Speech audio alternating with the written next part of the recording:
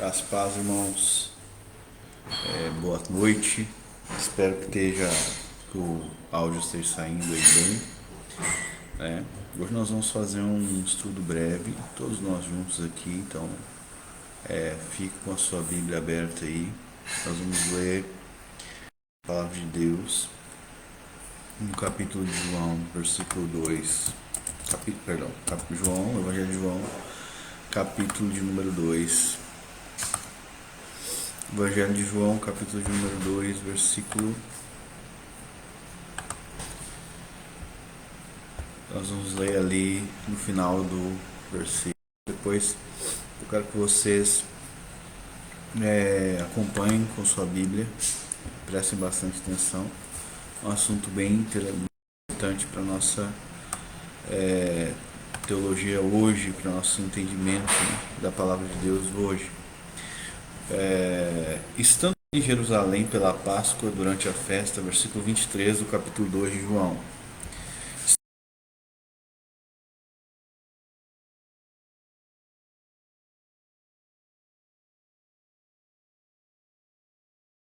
Jesus não confiava neles porque a todos conhecia e não necessitava que alguém testificasse do homem, porque ele bem sabia o que havia no homem. Então, aqui nós temos uma questão interessante. João afirma que muitos ali em Jerusalém, vendo os sinais que ele fazia, creram no seu nome. Mesmo assim, mesmo que João tenha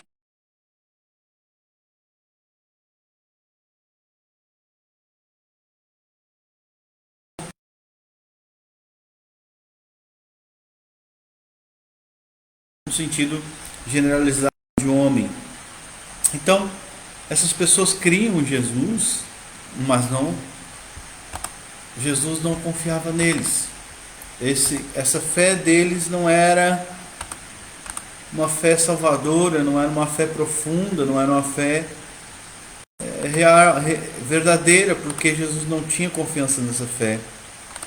Mas é dito que essas pessoas criam em Jesus, mas Jesus não confiava nelas porque sabia o que havia dentro delas.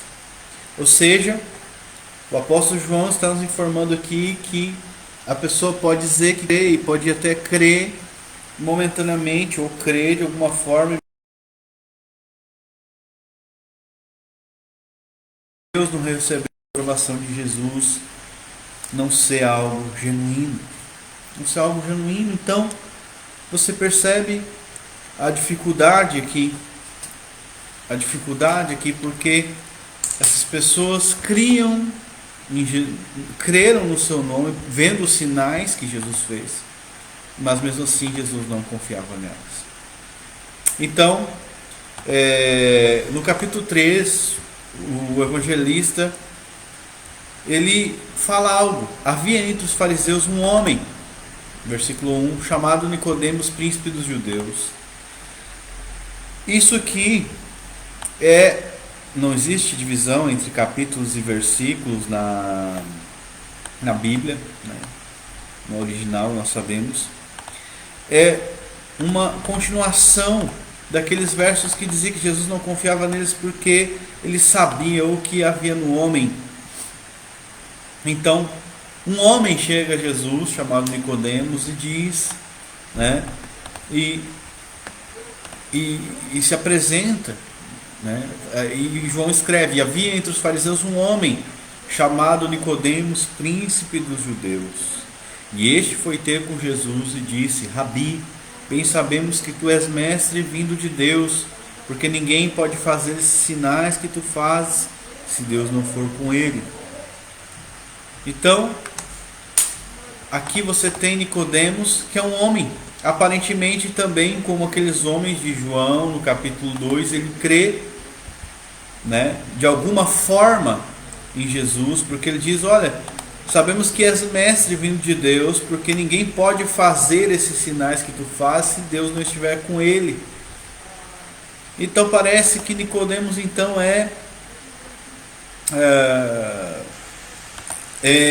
aqui, né, nesse texto, ele tem uma apreciação por Jesus. Alguns vão dizer que ele estava zombando de Jesus, mas o texto não diz isso. São inferências das pessoas. Parece que realmente ele queria saber, aprender com Jesus, né? Saber e afirmar que eles, ou seja, sabemos aqui, um grupo de fariseus, ou alguns, ou muitos, ou todos, que é mestre vindo de Deus. Mas Jesus então responde para ele, no versículo 13: na verdade digo que aquele que não nascer de novo não pode ver o reino de Deus. Aquele que não nascer de novo não pode ver o reino de Deus. Para um judeu, não ver o reino de Deus infere, né, implica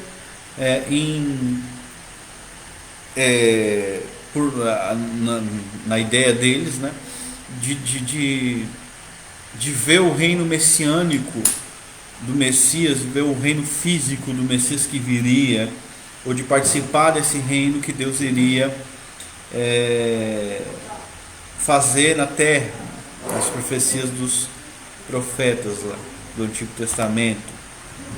Então Jesus diz assim que alguns grupos, né, de teologia ensinam que esse ver o reino de Deus se refere a apenas o governo de Deus, onde ele reinaria nessas linhas escatológicas no milênio.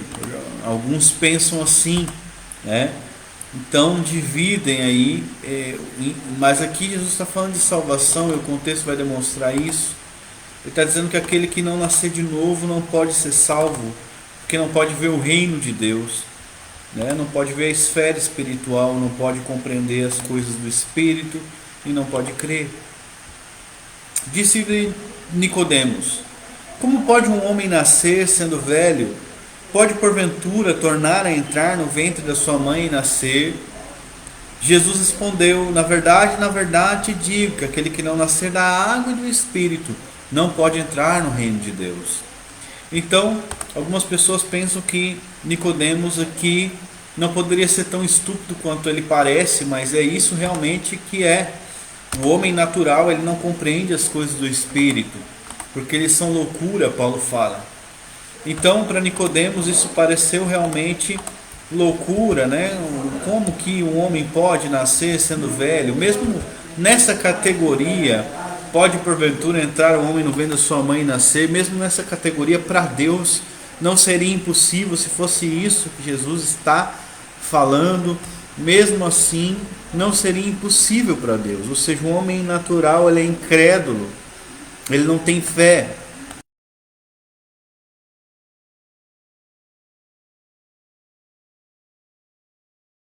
De maneira natural, né? Daí quer discernir essas coisas não espiritualmente, mas de maneira natural. Mas quem tem um espírito de Deus discerne todas as coisas. Então aqui você percebe que Jesus está falando sobre isso, um novo nascimento. Jesus reafirma: na verdade digo que aquele que não nascer da água e do Espírito não pode entrar no reino de Deus. No versículo 13, onde nós lemos ali, nós vemos que é necessário nascer de novo para ver o reino de Deus. Ver o reino de Deus. Ou seja, para ver o reino, para ver a pérola preciosa do reino dos céus, para crer, para poder ter percepção espiritual para as coisas do Espírito, para poder crer em Jesus Cristo, para poder realmente ver, né, que Cristo é o cumprimento, né, das profecias do Antigo Testamento, e que em Cristo nós temos a vida eterna, a parte da lei, a parte das obras da lei. Para ver é necessário nascer de novo. Então, a implicação lógica disso é que o novo nascimento é necessário antes da fé. Essa implicação lógica. Alguém que não nasceu de novo não pode crer. Mas preste atenção, você pode dizer: não, mas eu conheço várias pessoas que creram e depois se desviaram. Mas aqui em João, no capítulo 2, como nós lemos antes, pessoas creram no seu nome. versículo 23, 2:23. Mas Jesus não confiava neles porque sabia o que havia dentro deles. Ou seja, não se trata apenas de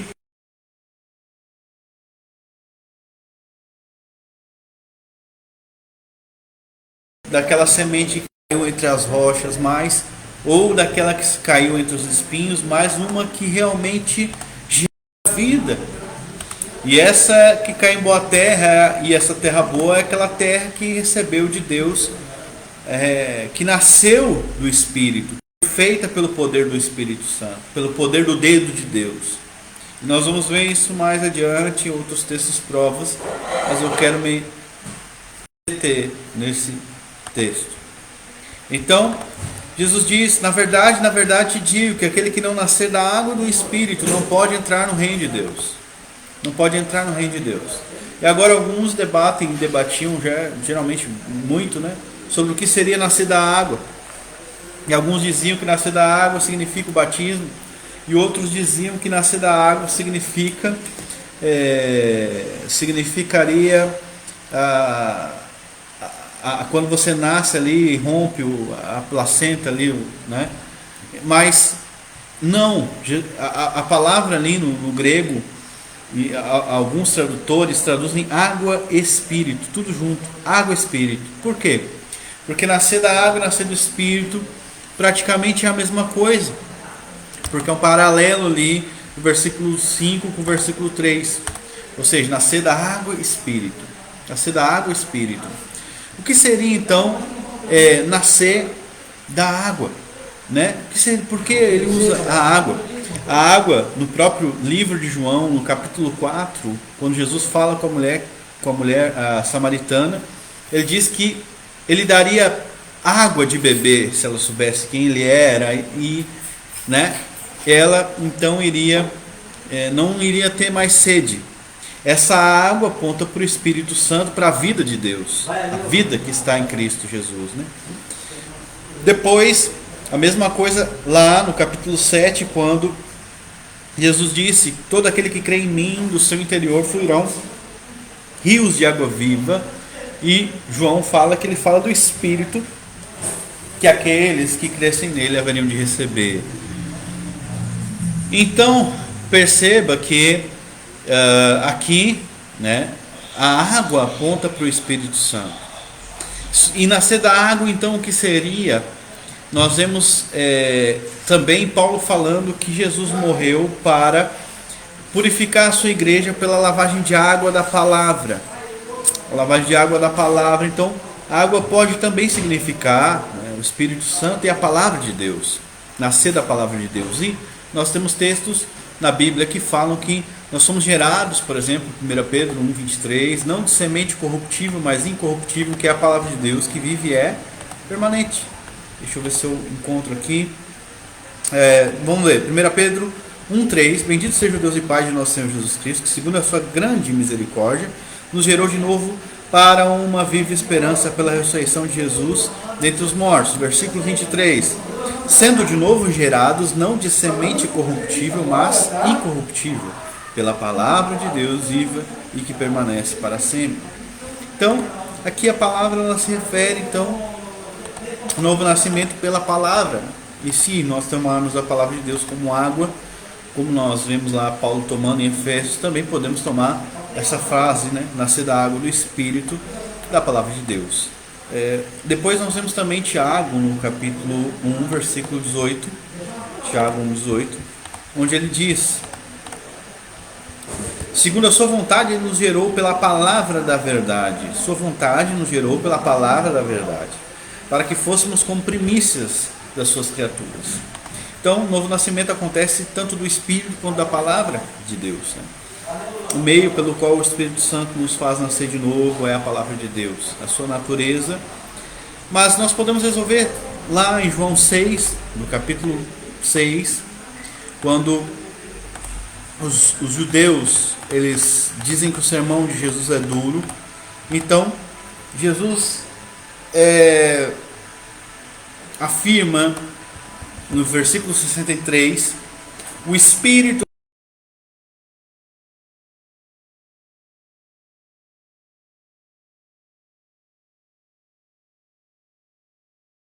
as palavras dele seriam espírito, são espírito e vida. Então não se divide a palavra do espírito. Então nós nascemos tanto do espírito quanto da palavra de Deus. Isso é perfeitamente compreensível, perfeitamente racional e bíblico.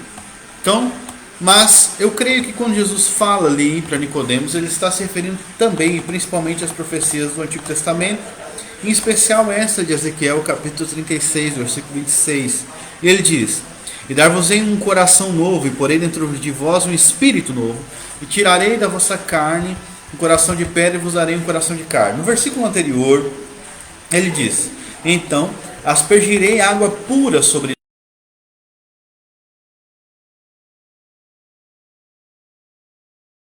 vos purificarei. Esse aspergimento de água, então, essa lavagem do Espírito Santo seria então o nascimento da água. A água seria o Espírito Santo lavando a pessoa, lavando o interior dela, limpando ela totalmente da sua imundícia, né? E isso também se resume na nossa experiência, ou seja, a consequência da lavagem do Espírito é então o arrependimento. Assim como a consequência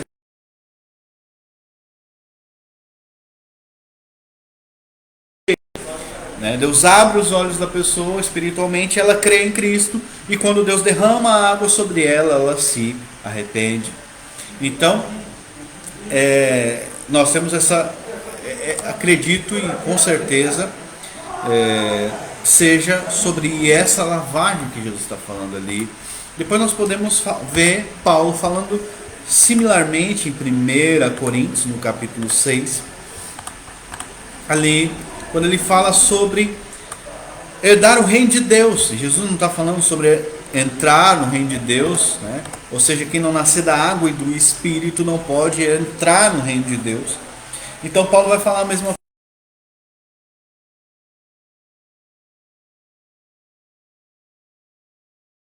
Nem os bêbados, nem os mortos, nem os roubadores herdarão o reino de Deus. E é o que alguns têm sido, mas haveis sido lavados, mas haveis sido santificados, mas haveis sido justificados em nome do Senhor Jesus Cristo, pelo Espírito do nosso Deus. Então, o Espírito Santo é aquele que lava, aquele que santifica e justifica a pessoa, né? É isso que Paulo está dizendo ele como agente aqui, mas o interessante é que ele lava, eles foram lavados dessas imundícias todas, idolatrias, devassidões e todo esse tipo de pecado. Então, nascer da água do Espírito é ser lavado pelo Espírito Santo, né? Ser lavado e então ter arrependimento, não ser mais a mesma pessoa, então agora é uma nova criatura. Por causa dessa lavagem do Espírito de Deus. E nascer e ver o reino de Deus é receber de Deus olhos para ver Cristo Jesus, né? Então nós temos algumas analogias que nós podemos ver aqui na palavra de Deus para entender. Porque as duas coisas são importantes você entender. Primeiro, nós vamos se deter agora em ver o reino de Deus. Ver o reino de Deus. Então, ver o reino de Deus se trata de ter entendimento e discernimento espiritual para compreender as coisas do Espírito. Lá em Deuteronômio, no capítulo 29, versículo 3 e 4, depois de 40 anos rodando com os israelitas no deserto, Moisés diz algo. Logo depois de ele dar os mandamentos ao povo, ele diz o seguinte: olha, porém, ele fala assim, vocês viram, né, chamou Moisés, vamos no versículo 2, no capítulo 29. Então perceba aqui, o que aconteceu até aqui?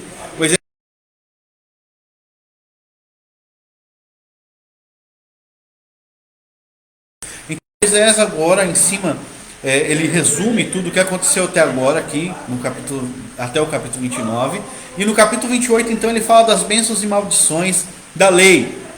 Então, no capítulo 29, Moisés fala o seguinte: e chamou Moisés a todo Israel e disse: vocês viram tudo quanto o Senhor fez perante os vossos olhos na terra do Egito, a Faraó e todos os seus servos e toda a sua terra, as grandes provas que os vossos olhos têm visto e aqueles sinais e grandes maravilhas. Vocês viram, os olhos de vocês viram. Então preste atenção, Jesus está falando sobre ver o reino de Deus. Isso aqui é muito importante. Mas Moisés diz o seguinte no versículo 4: porém, não vos tem dado o Senhor um coração para entender, nem olhos para ver, nem ouvidos para ouvir até o dia de hoje. Então,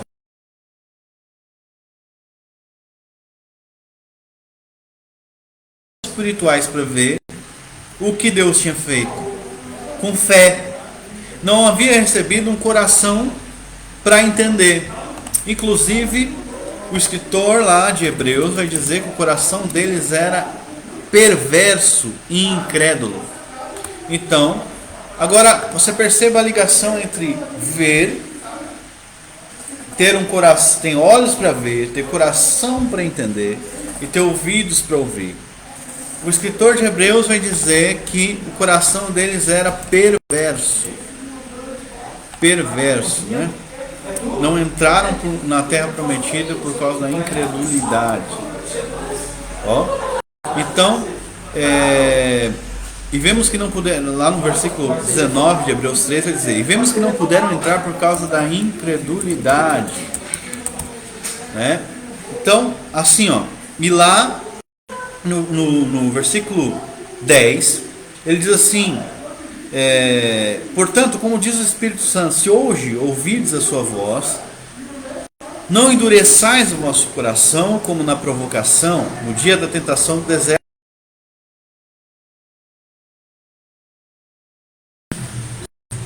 Por 40 anos as minhas obras, por isso me indignei contra essa geração e disse, estes sempre erram em seu coração e não conhecem os meus caminhos. Assim jurei na minha ira, que não entrarão no meu repouso. Mas ali no versículo 12 ele diz, vede, irmãos, que nunca haja em qualquer de vós um coração mau e infiel, para vos apartar do Deus vivo. Então, na versão a Almeida Revista Atualizada, vai estar escrito assim,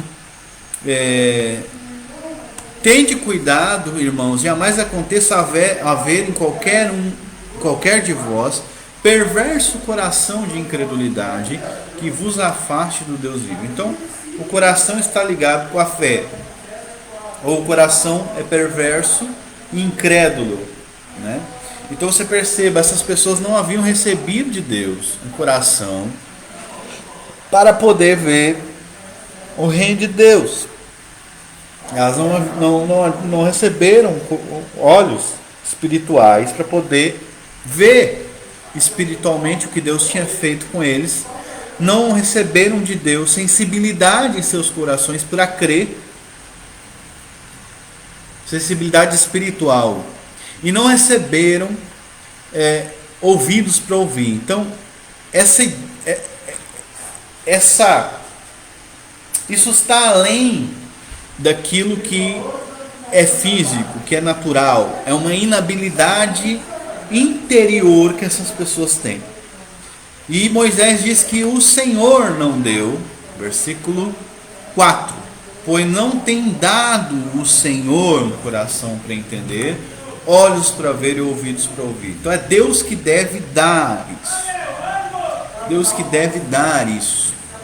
E Jesus, lá em João, no capítulo 3, está falando a mesma coisa.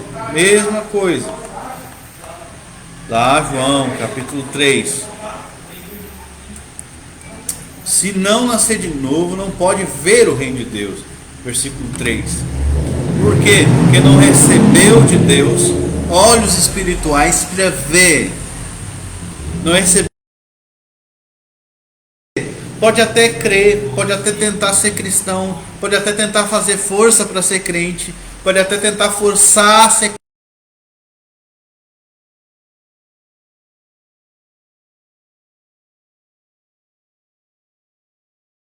não recebe da parte de Deus. Não recebe. Como isso é tremendo. E isso tem que nos deixar de joelhos clamando ao Senhor por misericórdia. Então, Deus deve dar olhos para que a pessoa veja o reino de Deus.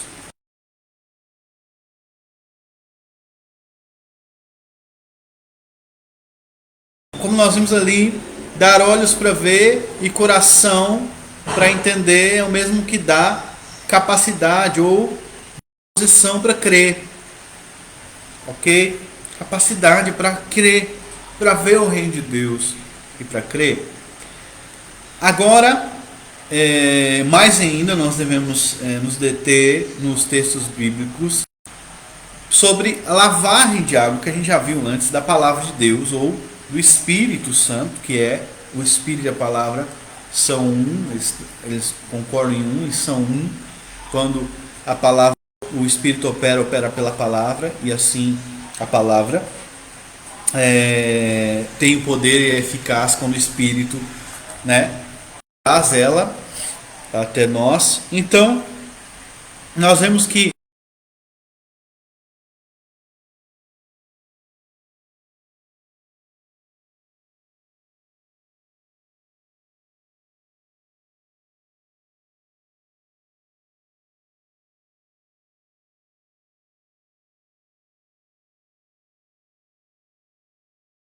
é isso que é ser aspergido com água pura, ser purificado de toda imundícia e receber olhos para ver, receber a capacidade de crer em Cristo, de adorá-lo, de segui-lo, etc. Então, é isso que significa. Então, até aqui nós vimos. Versículo 5, versículo 6, Jesus vai falar sobre algo. Ele diz: o que é nascido da carne é carne, o que é nascido do Espírito é Espírito. Então, Jesus está falando aqui de duas categorias diferentes. A categoria é a carne. Carne é uma categoria, categoria 1. A segunda categoria é o Espírito.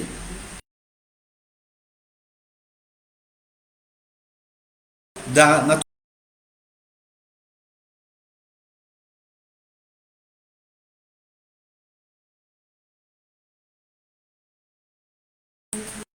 Nasceu da carne, é carne. Então, não tem o que fazer. Tem que nascer do Espírito, para ser Espírito. Não existe uma capacidade da carne para poder transformar ela em Espírito, né? Agora, o que é nascido do Espírito, Jesus vai dizer, é Espírito. Então, Jesus, aqui ele está estabelecendo um princípio de natureza, de categoria. Ou seja, nada que a carne possa fazer, não há nada que a carne possa fazer para se tornar espírito, nada. Não há nada que a carne possa fazer. Ah, mas eu posso crer, não pode crer, porque sem nascer de novo não pode. Não pode crer. Não, eu posso me arrepender, não pode. Olha aquelas pessoas lá no capítulo 2 de João. Olha lá, elas criam. Capítulo 2 ali. Vamos ver. No final, entrando ele em Jerusalém durante a festa da Páscoa, muitos vendo seus sinais que ele fazia, creram no seu nome. Mas o próprio Jesus não confiava.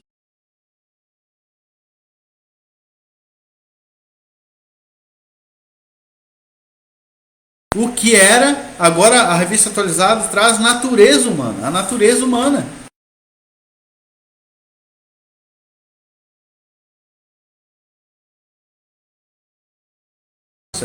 Da natureza humana.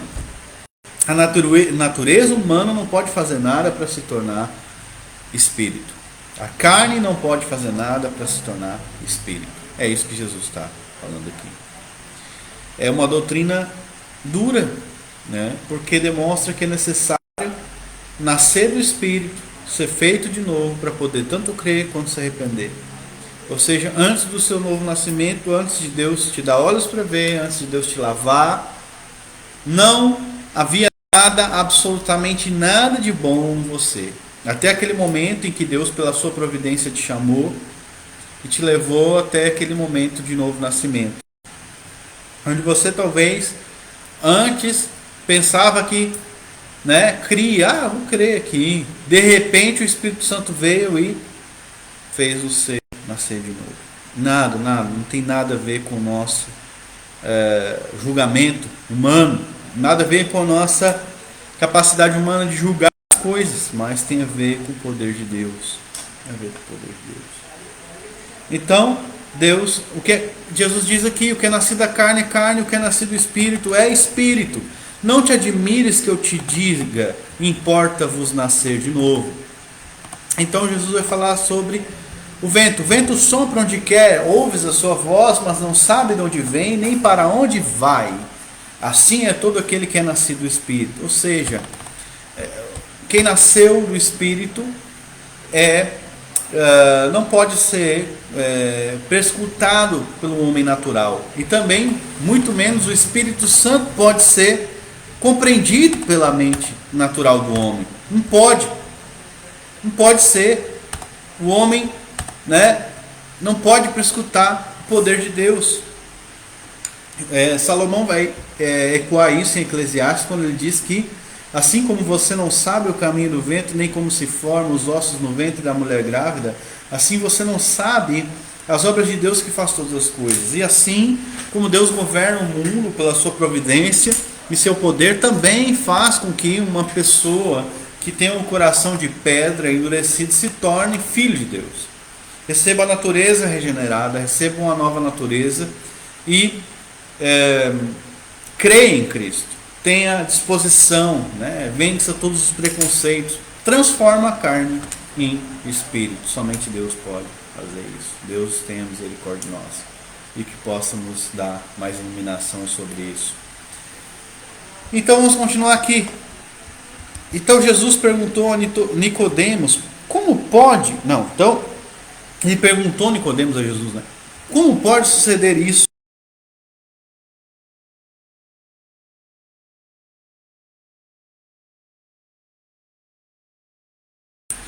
Dizemos o que sabemos e testificamos o que temos visto. Contudo, não creais no nosso testemunho. Se tratando das coisas terrenas não me credes, como me crereis falar das coisas celestiais? Então, o novo nascimento aqui é algo que acontece nessa vida.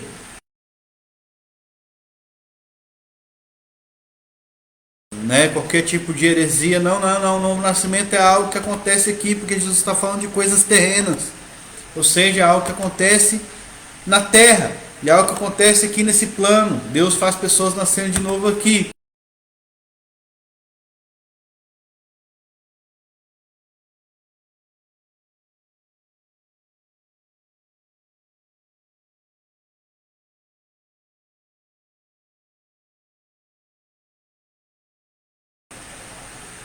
Ora, ninguém subiu ao céu, senão aquele que de lá desceu, a saber, o Filho do Homem que está no céu. De modo que, do modo porque Moisés levantou a serpente no deserto, assim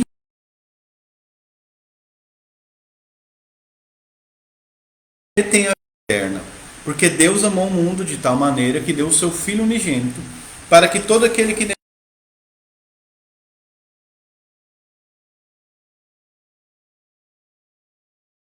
fala uma coisa importante, nós devemos notar o que ele diz. Olha, como Moisés levantou a serpente no deserto, o Filho do Homem vai ser levantado. Jesus, A gente sabe que isso se refere à sua crucificação, para que todo aquele que nele crê tenha a vida eterna. Ok? Então, aquele que nele crê. Alguns vão dizer que Deus amou o mundo de tal maneira.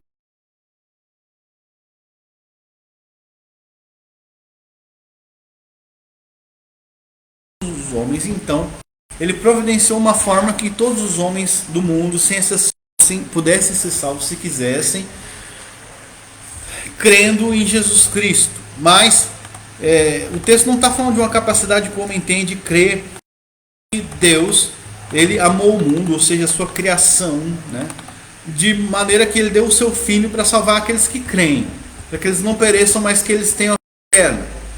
Ele não fala de uma capacidade humana, não fala de nada disso, mas as pessoas inferem isso ao ler o texto. Porquanto Deus enviou o seu Filho ao mundo não para que julgasse o mundo, mas para que o mundo fosse salvo por ele. Deus enviou o seu Filho ao mundo não para que julgasse o mundo, mas para que o mundo fosse salvo por ele.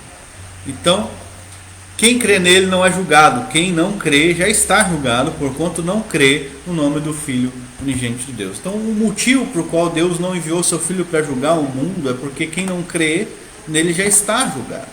Mas para salvar o mundo, como que ele salva o mundo? Salvando aqueles que creem. Pois, aí alguns vão dizer, mas isso é muita exegese, muita exegese, porque é simplesmente ali mundo é mundo e quer dizer cada pessoa no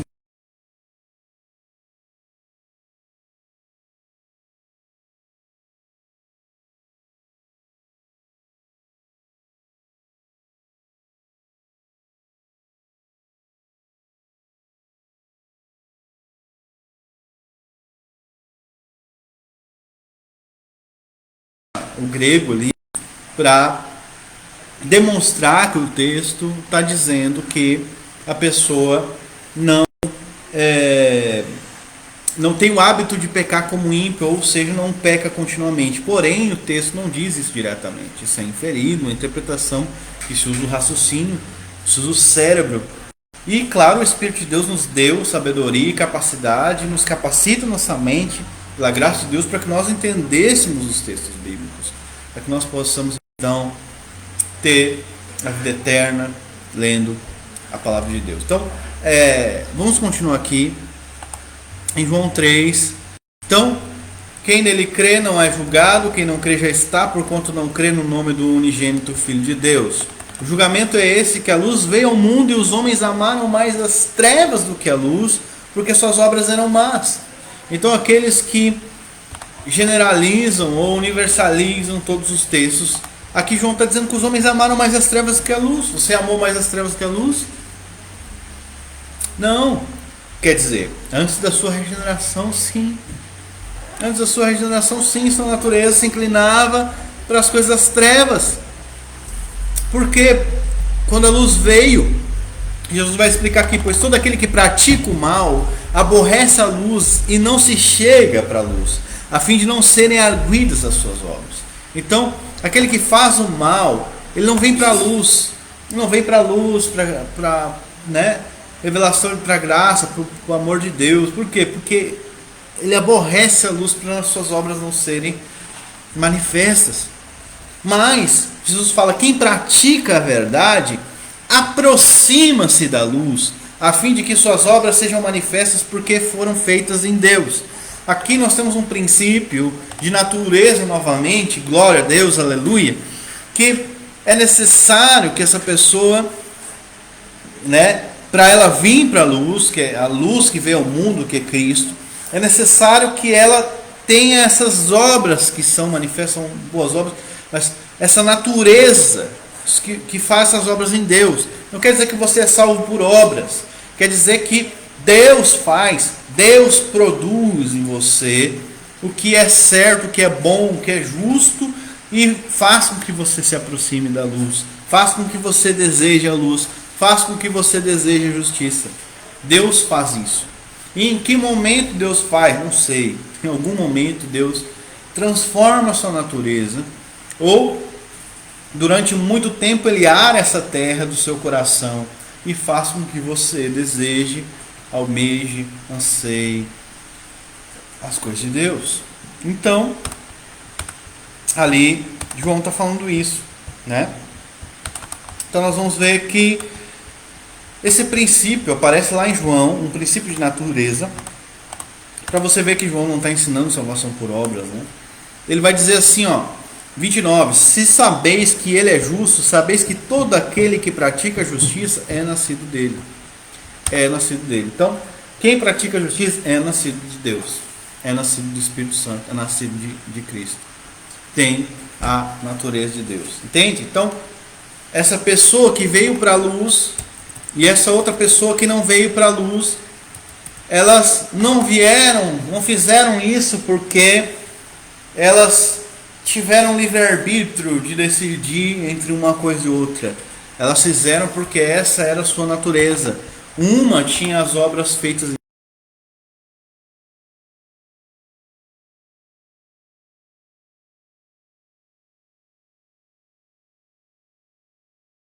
para, e a outra ela praticava iniquidade, então ela não. Entende? Não se trata de salvação por obras, mas que existe uma mudança, uma transformação interior. Isso pode acontecer de maneira instantânea, ou pode demorar anos, depende só do poder de Deus, e nós não podemos especular sobre isso, mas Deus transforma a natureza dessa pessoa, mesmo que seja em um piscar de olhos, e mesmo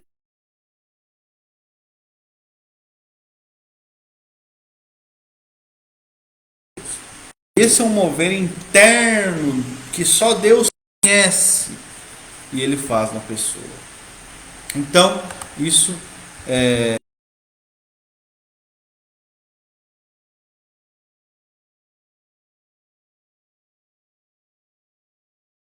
princípio de natureza, nós podemos ver em diversos textos da Bíblia. Por exemplo, lá em Mateus, no capítulo 7, versículo 18, Jesus diz que aquele que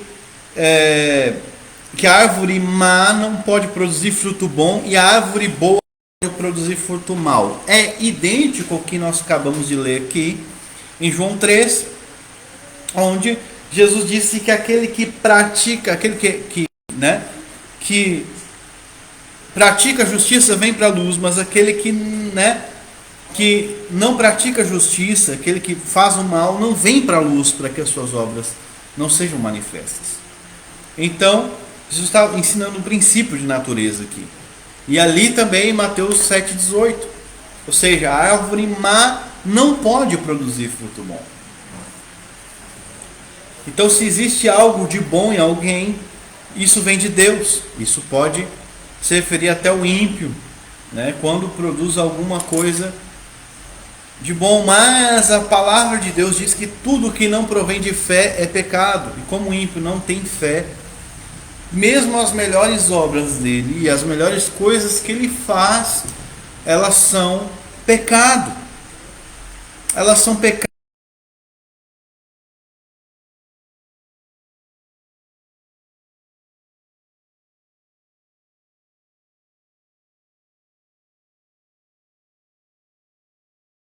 Nele. Então o ímpio ele não atribui a Deus a glória que é devida e ele não faz as coisas por fé. E nós sabemos que a fé é um dom de Deus, nós podemos falar sobre isso em outro vídeo. Mas então, se alguém pratica alguma coisa boa ou se há algo bom na pessoa, se o coração da pessoa é uma terra boa, isso veio de Deus. Qual não há sombra de variação nem mudança. Então, por exemplo, se nós vemos a parábola do semeador, que é muito usada para muitas pessoas tentam confundir a cabeça das pessoas dessa parábola. Eu acho que eu já fiz um vídeo muito curto sobre isso, mas como eu estou falando sobre princípios de natureza, eu vou falar sobre isso. É Mateus 13 e Lucas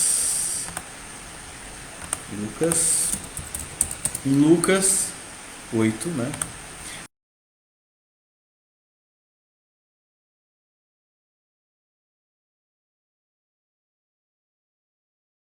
Junto ao mar, e ajuntou-se gente ao pé dele, de sorte que entrando pelo barco se assentou. E toda a multidão estava em pé na praia, e falou de muitas coisas por parábolas, dizendo: Eis que o semeador saiu a semear. E quando semeava, uma parte da semente caiu ao pé do caminho, e vieram as aves do céu e comeram. A outra parte caiu aos pedregais, onde não havia terra bastante. Logo nasceu, porque não tinha terra funda, mas vindo o sol queimou e secou-se, porque não tinha raiz. Outra caiu entre os espinhos, e os espinhos cresceram e sufocaram-na. E outra caiu em terra boa, e deu fruto, 100, e outro 60, e outro 30. Então Jesus diz: quem tem ouvidos para ouvir, que ouça. Então Jesus vai explicar. Eu já expliquei essa parábola antes, né? Então ele explica a parábola que fala sobre a pessoa que não tinha raiz em si mesma, por isso que é de pouca duração, né? Essa recepção. E a segunda se preocupa mais com as seduções da riqueza do que com a palavra de Deus, tá? E a terra boa, ele diz que é aquele que ouve, compreende a palavra e dá fruto, ok? Então, alguns podem pensar que essa terra boa aí, se fez terra boa, ou reagiu aí, né? Mas não é isso. Nós sabemos que a terra não era a si mesma. É absurdo, né? A gente pensar assim. Mas melhor ainda, quando a gente vê Jesus falando sobre isso. No versículo 15, Lucas 8,15, revista e corrigida, ele diz: aqui caiu em terra boa, estes são os que, ouvindo a palavra, conservam num coração honesto e bom, e dão fruto com perseverança. Veja, Jesus disse que não há ninguém bom em outro lugar, mas aqui ele diz que essa pessoa, ela recebe o coração, recebe essa palavra no coração bom e honesto. Se nós pegarmos a versão corrigido e fiel. Vamos lá, Lucas 8. Vamos ver. Lucas 8.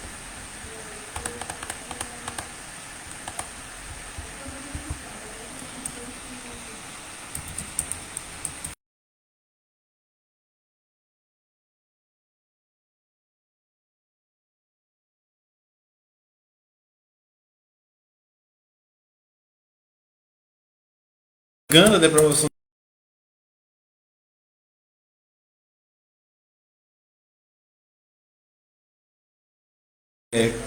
Internacional vai dizer: um coração bom, ouvem a palavra e retém e dão fruto.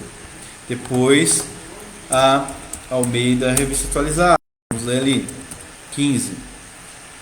Um ouvindo de bom e reto coração, retém a palavra, enfim. Então aqui, obviamente Jesus não está falando que o coração das pessoas fez a si mesmo bom, mas nós não podemos negar que o coração delas era bom.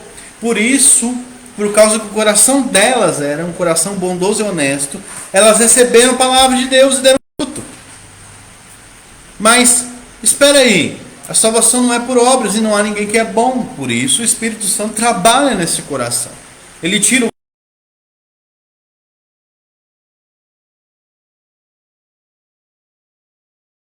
9, nós vemos que quando Jesus expulsa os demônios pelo Espírito de Deus, ele diz: olha, se eu expulso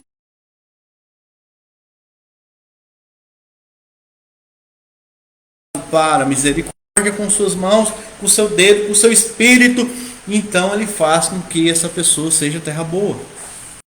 Seja terra boa. Então é absurdo alguém dizer que a regeneração não precede a fé, né? E com regeneração nós estamos falando de um trabalho do Espírito Santo que faz uma pessoa ser terra boa. Ok?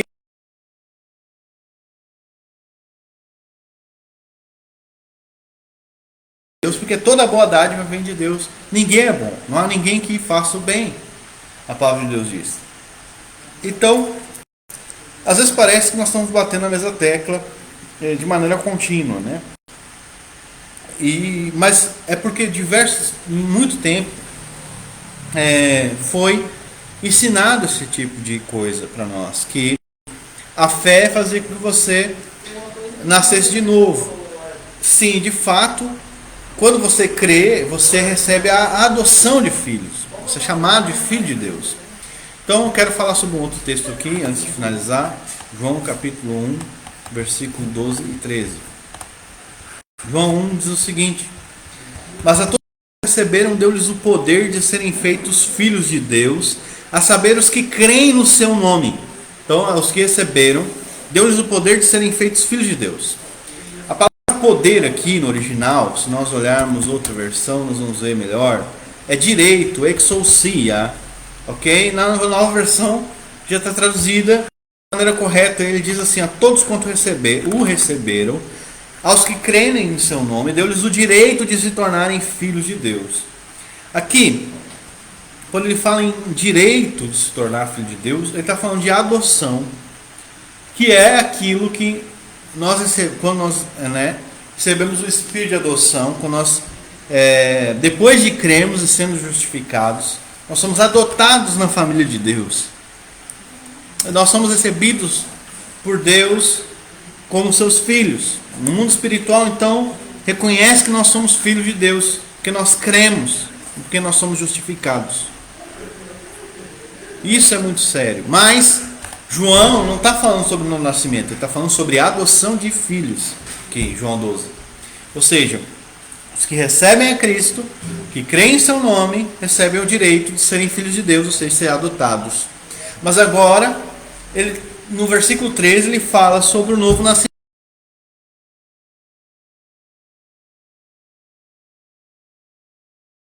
Eles nasceram de Deus. Ou seja, eles não nascem porque eles são descendentes de Abraão. Eles não nascem, na família de Deus, ou seja, por natureza, de natureza agora, está falando de nascimento, não está falando de se tornar, mas de nascimento, natureza. Eles não nascem da vontade da carne, não nascem da vontade de homem nenhum, mas eles nascem de Deus. Ele está falando sobre o novo nascimento aqui. Então, duas coisas diferentes. Então, se nós formos a ordem dos saludes, nós vamos ver a Bíblia ensina Deus chama, elege, chama. Deus dá a fé. Deus elege, Deus chama. Deus dá a capacidade para crer, coração para crer. Deus dá ouvidos para ouvir, coração para crer. E Deus dá arrependimento, derrama e fé. Então depois nós temos então a adoção. Deus nos adota na sua família como membros dela, definitivos. É assim que funciona. Então essa é a ordem salutis da salvação.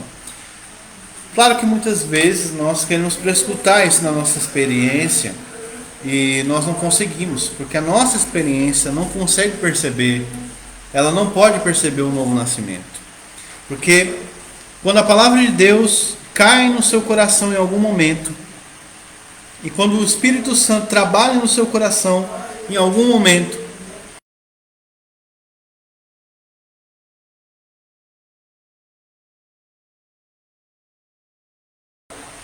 esse novo nascimento, esse trabalhar do Espírito para fazer terra boa, não é um trabalhar para deixar a terra,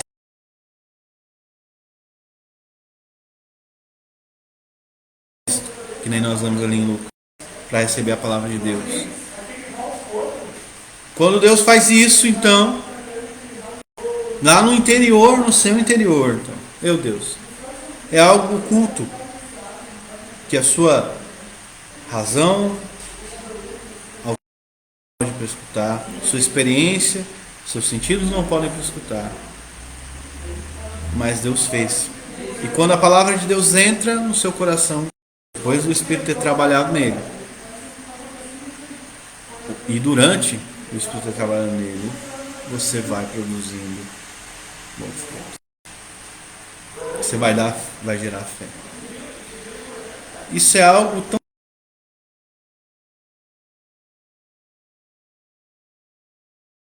Estamos falando aqui de uma tentativa de fazer alguém ser filho de Deus. Nós estamos aqui falando de algo que é um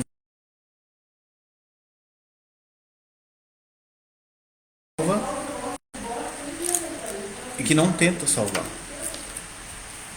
Nós estamos falando de algo muito sério. Nós estamos falando de algo espiritual que não pode ser compreendido, não pode ser entendido, não pode ser prescrutado pelos nossos sentidos, pela nossa experiência. Nós estamos falando da Bíblia, a palavra de Deus. Nós estamos falando de Deus que faz aquele pedaço de barro um vaso de misericórdia. Nós estamos falando de Deus que opera o querer e realizar. Nós estamos falando de Deus que faz com que uma pessoa nasça de novo para poder ver o reino de Deus. Nós não estamos falando de algo que o homem pode imitar. Nós não estamos falando de uma fé que não é profunda, uma fé sem profundidade, que nem a fé de João 2 ali. Nós estamos falando de uma fé real, uma fé profunda que veio de Deus, de algo que Deus operou dentro.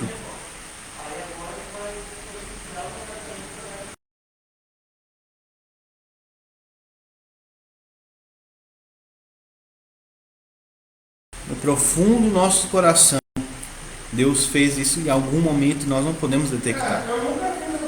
Nós podemos saber, lembrar dos efeitos, lembrar do momento em que Deus iluminou nossos olhos, no momento em que Deus nos lavou com o seu Espírito.